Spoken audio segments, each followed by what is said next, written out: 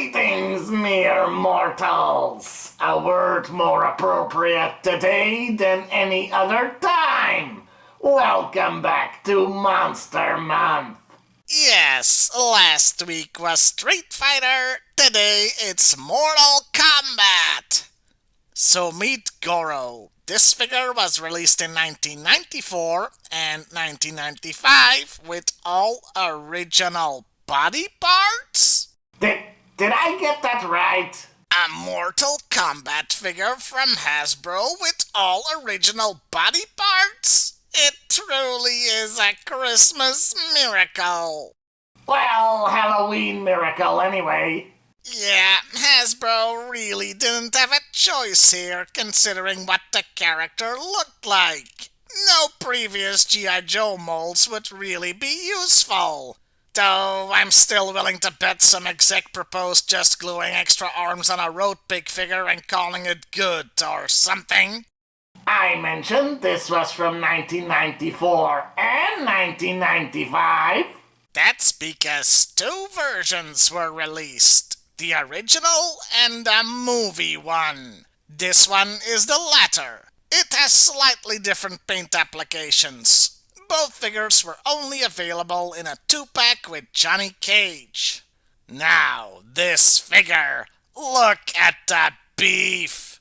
Well, on the torso anyway. It's so big that it looks like he kinda skipped leg day and arm day. Yeah, the legs are okay, but the arms should have been bigger. There is one kind of regretful thing about this guy. His thong. Well, that's what it looks like.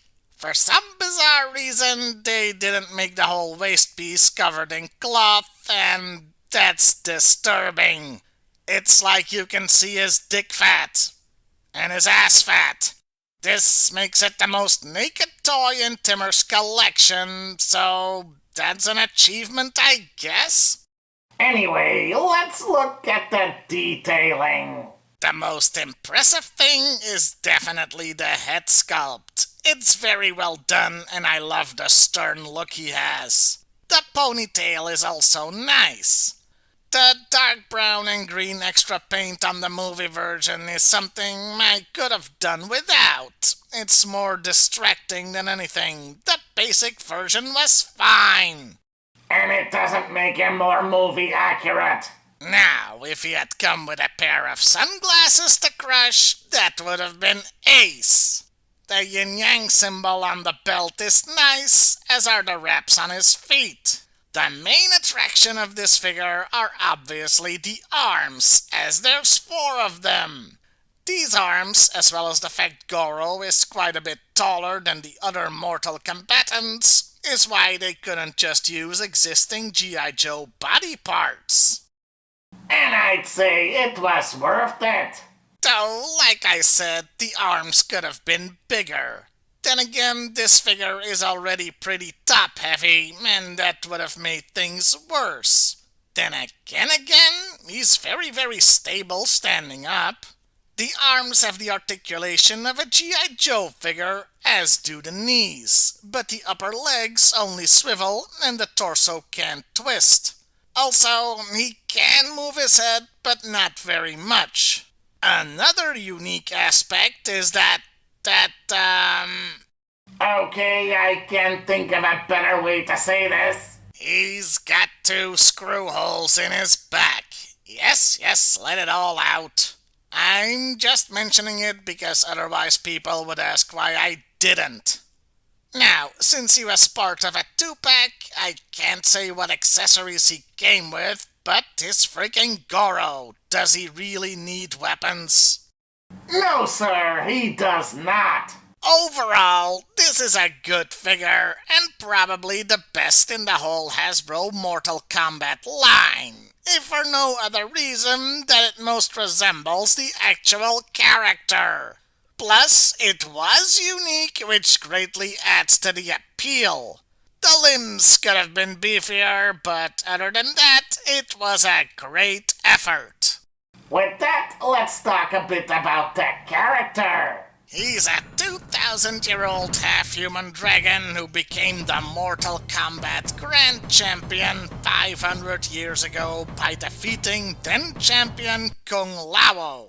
No, not that one, this one. Including that win, he has since won 9 straight victories in the tournament. A 10th would mean Outworld, the faction he fights for, would take over Earth Realm. Earth Realm, yeah. And yeah, I can see him being undefeated. On this side, you've got an 8-foot tall 4-armed tank on legs, and on the other side, some dudes who are good at kung fu. Bit of an unfair fight. In the first game, he's the sub-boss, the last guy you fight before taking on Shang Tsung himself. As to why he isn't the final boss, considering he's the champion? Well, Shang Tsung doesn't participate in the tournament, but uses his right as a former champion to challenge in a last-ditch effort to win. Later games and media clarify his race is called the Shokan, and he's their prince. He's also the general of Outworld's armies. In the first live-action movie, he takes out all the good guys who weren't actual game characters before getting punched in the balls by Johnny Cage and falling to his death. You know, it's kinda weird that in the 9 previous tournaments nobody thought to punch him in the dick. There are, of course, many more games and media where Goro appeared, but the first game and the movie are for me his most iconic moments. So we'll leave it at that. Finally, does this figure make a good monster for G.I. Joe? Yes, absolutely! It looks like a G.I. Joe figure, but at the same time it looks so different to make a unique monster. And that was Goro, Prince of the Shokan, General of Outworld, and the best Hasbro Mortal Kombat figure they made in the entire line. You'll never be able to unsee that dick fat though.